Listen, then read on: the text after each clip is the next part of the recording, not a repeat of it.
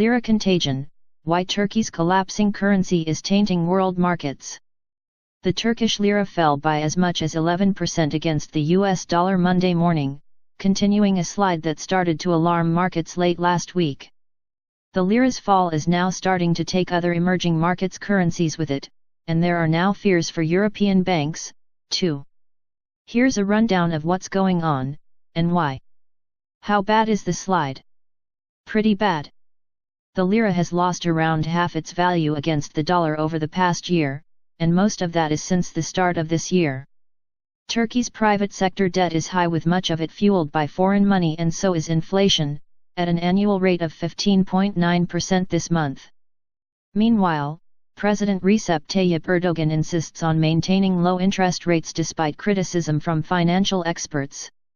So the lira was already falling, but on Friday things really turned sour. That's when US President Donald Trump doubled import tariffs on Turkish steel and aluminum, partly to put pressure on the country for its continued jailing of Andrew Brunson. Who is Andrew Brunson? Good question. Brunson is an evangelical American pastor who has been living in Turkey for a couple decades. He was arrested in 2016, in the wake of an attempted coup against Erdogan.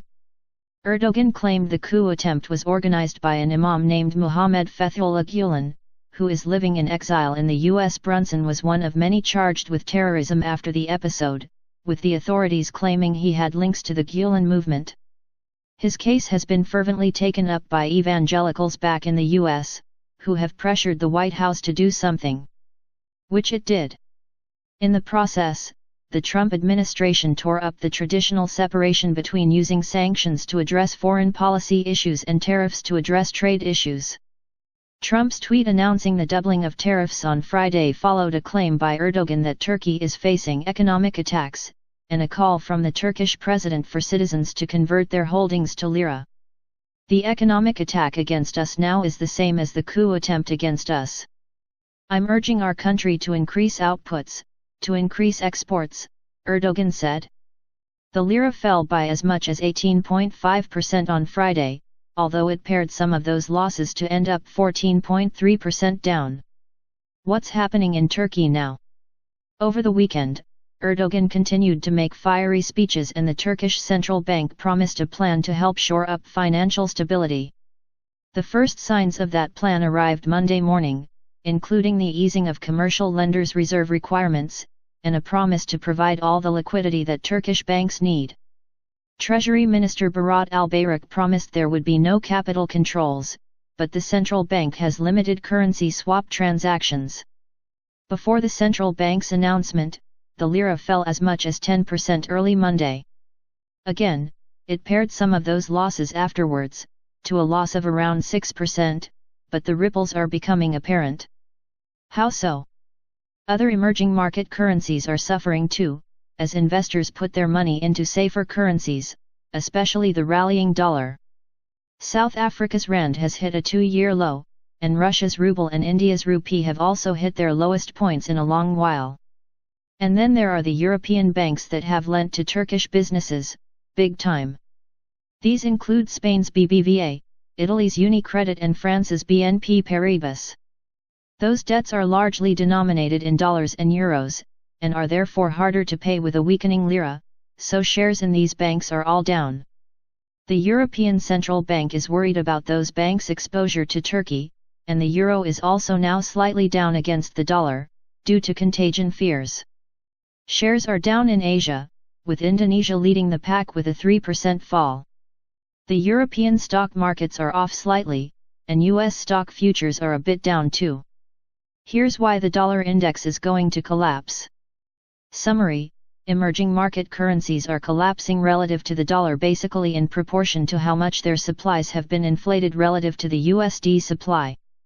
The top 3 currencies in the USDX, which account for 83% by weight, have been inflated at about half the rate of the USD over the last 10 years. A strictly money supply side analysis shows that the USDX should fall to around 51.43, demand side being equal. True, demand never stays exactly the same, but supply discrepancies are extreme, and demand for major currencies versus the USD isn't nearly as volatile. As we watch emerging market currencies continue their epic collapse against the dollar, it's best not to get caught up in the assumption that the same can't happen to the dollar itself. It can, and as I show here through quantitative monetary analysis, it likely will. As I detailed back in June, reckless monetary policy is what ultimately did it in for emerging market currencies. They are collapsing pretty much in proportion to how much their supply has been inflated relative to the supply of US dollars. But surprise surprise, the USD supply itself has been inflated about twice as fast as the supply of the top 3 currencies in the US dollar index, UUP, that make up 83% of the weighted index. So, the same thing that's happening to M currencies now can happen to the dollar relative to those currencies in the dollar index, which could eventually bring the index down hard when forex markets catch up to these realities. What I'd like to do here is break down the dollar index into its constituent parts and analyze it from a strictly quantitative monetaristic approach. Meaning, let's compare the money supplies of all currencies that make up the dollar index against the dollar supply over the last 10 years, line that up with how each individual currency has performed against the dollar over the same time period, and see what the dollar index should move towards from a strictly money supply standpoint. I realize that demand for dollars over any other currency in the index definitely affects exchange rates and therefore, the index itself apart from the supply of each currency relative to the dollar. Demand matters and I don't deny that.